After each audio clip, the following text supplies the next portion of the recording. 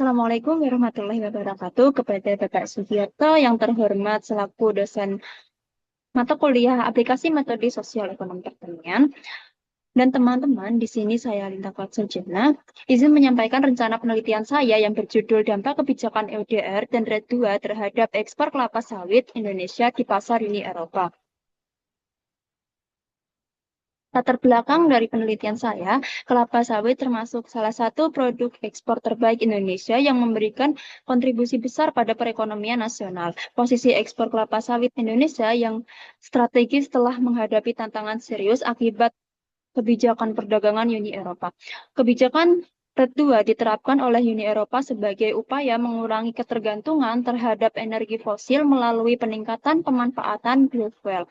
Akan tetapi, pelaksanaan kebijakan tersebut juga memberikan sisi negatif dengan munculnya anggapan bahwa minyak sawit berisiko tinggi menyebabkan perubahan penggunaan lahan tidak langsung atau ilusi.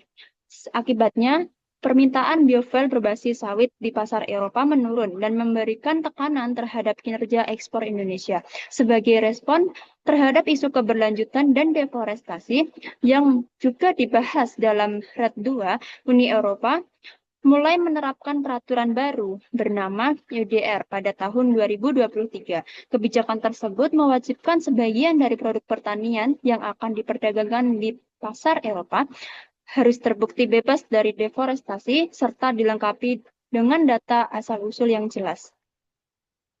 Urgensi penelitian saya berdasarkan data ITC Trade Map yang dikemukakan oleh BPDPKS 2025, pangsa ekspor kelapa sawit Indonesia ke Uni Eropa selama periode 2020 sampai 2024 hanya sebesar 11,8% dari total ekspor kelapa sawit nasional.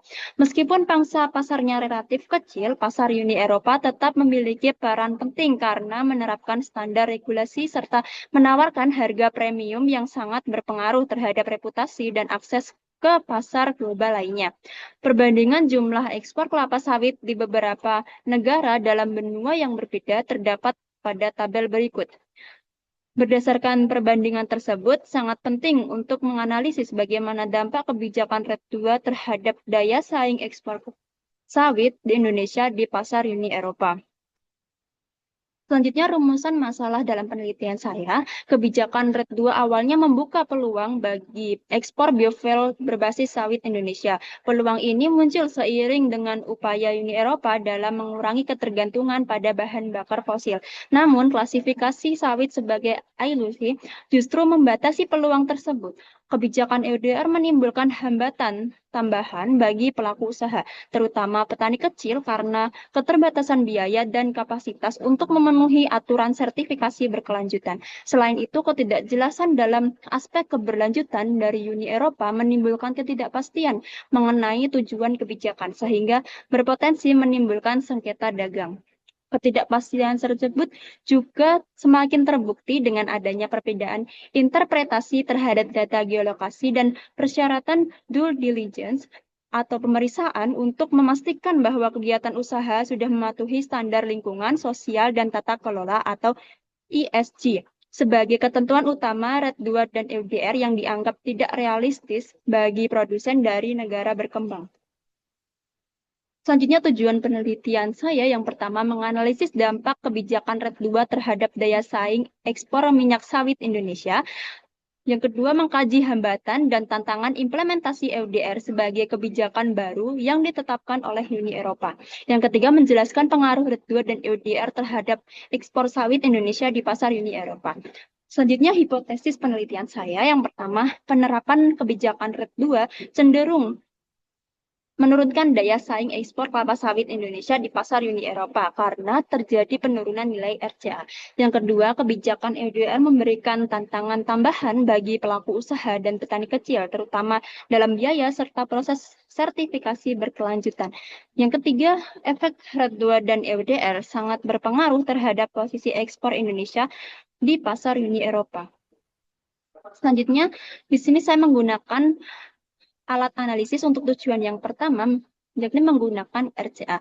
RCA adalah metode kuantitatif yang digunakan untuk mengukur daya saing komoditas suatu negara di pasar internasional berdasarkan kinerja ekspornya. Berikut ini rumus RCA. Dan RCA yang lebih dari satu menunjukkan komoditas memiliki keunggulan komparatif atau daya saingnya kuat.